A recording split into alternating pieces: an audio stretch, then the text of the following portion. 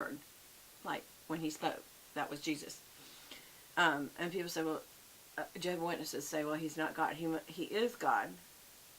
And there's all kinds of verses. I've gone over a whole Jesus is God series, if you want to look that up. In my, search that in my videos. You may see some not nice comments, because some people, I think atheists, found it and told me how much they hated God. And I pray for you, and you may go, oh brother, if you're an atheist, because you're missing something very important. And I don't know if God didn't come through for you on something that you felt he should have, or why. Are you just... Don't tell me you're scientific, because if you're scientific, there's so much scientific evidence for God. And if you want that, there's a great movie called Expelled that you can watch about that. And we can talk about that if you want to on this channel. Because I'm very much into making sure people know Jesus is God. But the fact that Jesus spoke, God spoke and made everything in the world. And then we find out this Genesis 1:1. Then we find out in John 1:1, in the beginning was the Word, and the Word was with God, and the Word was God. He was with God in the beginning. And all things that were made through him. Nothing that was made that wasn't made through him. I know it's kind of a tongue twister, depending on which translation. But anyway, I think this is NIV. But the Bible is very clear that everything that was made through Jesus. He is who made everything. That's what God used. God used his Son, his Word, to make everything that we have. Everything. So, there's that.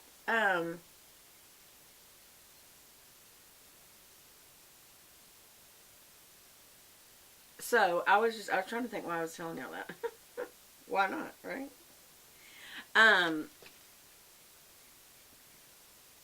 While I was praying for her, I just prayed that God, as he made things, he made them perfect. We screwed it up. We're the reason for sickness. We're the reason for illness. There wasn't any on the earth. But Eve did not listen to God. She listened to another voice, and that's always our error. And it brought sickness and injury and damage and evil onto the earth. And so the important thing is that we realize no one person's sin caused their illness. Now it can. If you have sex out of wedlock and you have sex with someone who's had sex with someone, you could catch an STD, and that is directly due to your sin. But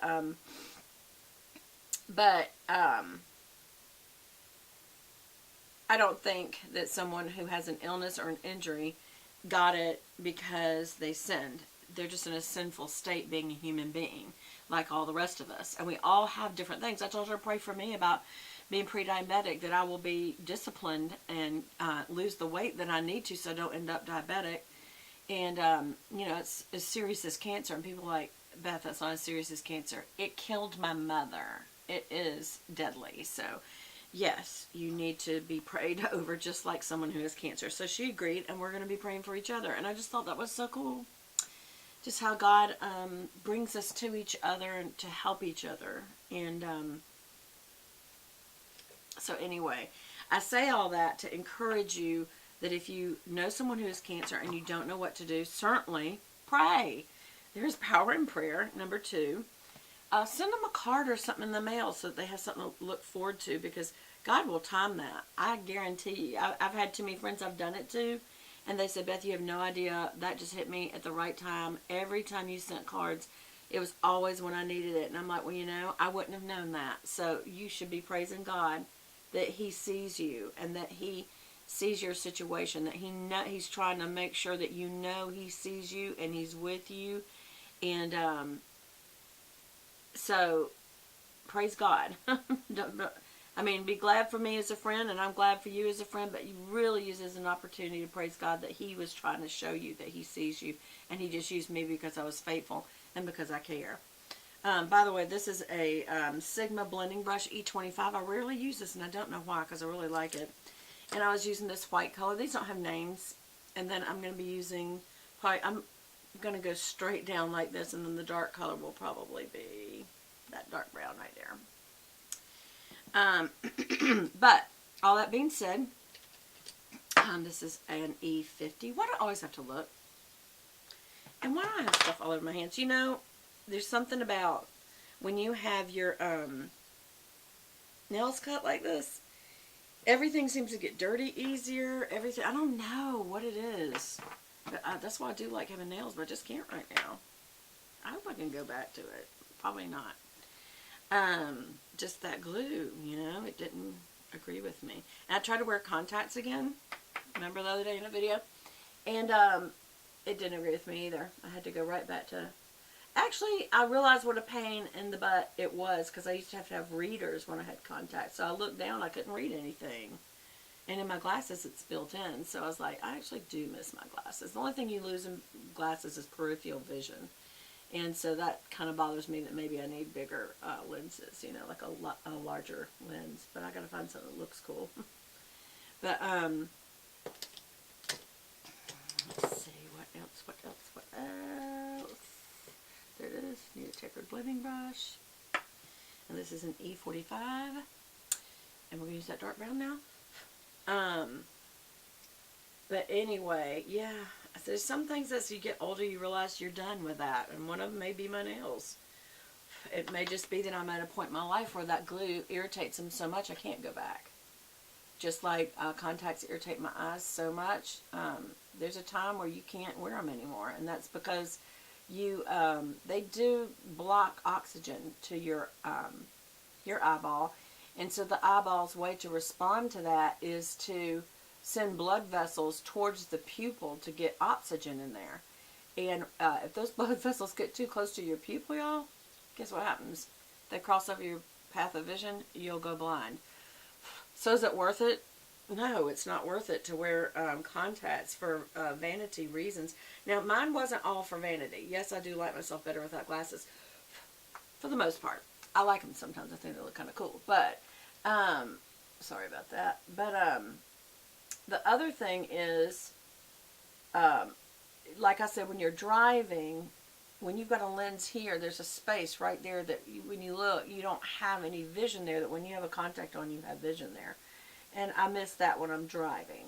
That's the only thing. I'm always having to turn my whole head. And it's just a little harder when you're older, even to do that. So, I know. It's just all these little realities that happen as you age, and you realize, well, that you can't turn the clock back. You can't go backward. And just like with my ring finger, I'm like, well, can I just, you know, have that shaved off? It's like, well, no.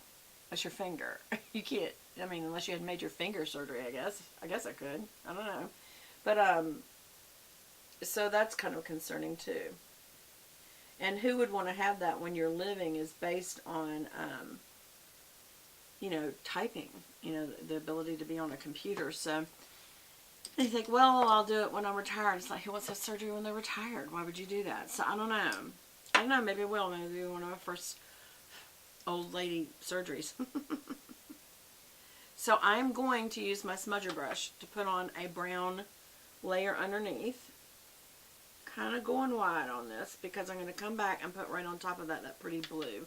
Mostly in the inner corner, so it'll really pick up for one thing. Yep. And this is actually a good color for my brow, so I'm going to go ahead and use this for my brow today. To just kind of fill it in. Get it a little higher too. Be sure and just lightly backfill so you don't have no color in the front. You just don't want it as dark in the front. Can y'all hear those bluebirds, man? They're going crazy. Oops. Look at my hair sticking straight up, y'all. I've been talking about so much. So again, I don't want y'all to think I'm trying to say, oh, isn't Beth great because she took a meal to someone who was sick. Y'all, we should all be doing that. So don't think I'm great. Think you need to improve if you're not doing that. No kidding. I don't want to sound ugly, but that's the least we should do when somebody's that ill, is just take care of their food. And really, if you work at home, if you have an at-home work day, or, well, I guess if you're at home working, you need to be working. But I don't know, if you could take a day off or something and get some things done, and then make sure that one of the things you get done is offer to come over and do their house chores.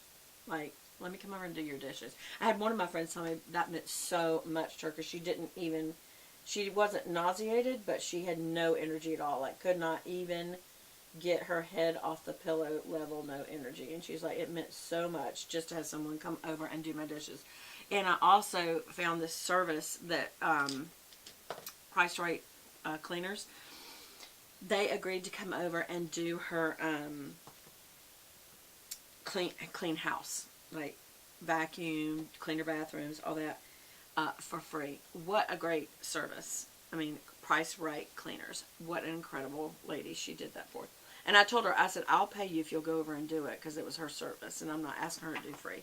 She goes, for women with breast cancer, we do, a certain amount of weeks free. I don't know if she's able to write it off, or if that's just her ministry, or what. But what a great, great, great company that would do that. Because it's just a small little company. It's not a big company. So that just touched my heart that she did that. And my friend said, gosh, you wouldn't believe how much that helped, just to have someone doing that.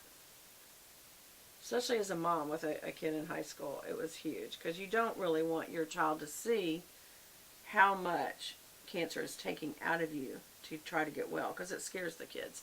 But at the same time, I think it is important for kids to see mom suffering.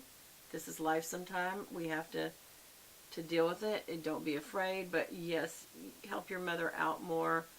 It's kind of a reality check for kids, especially as they get into their teens, that life isn't perfect. And they need to know that you don't need to shock them later and say, oh, just so you know, life can be really rough sometimes. No, I mean, they need to know. But, let me make sure this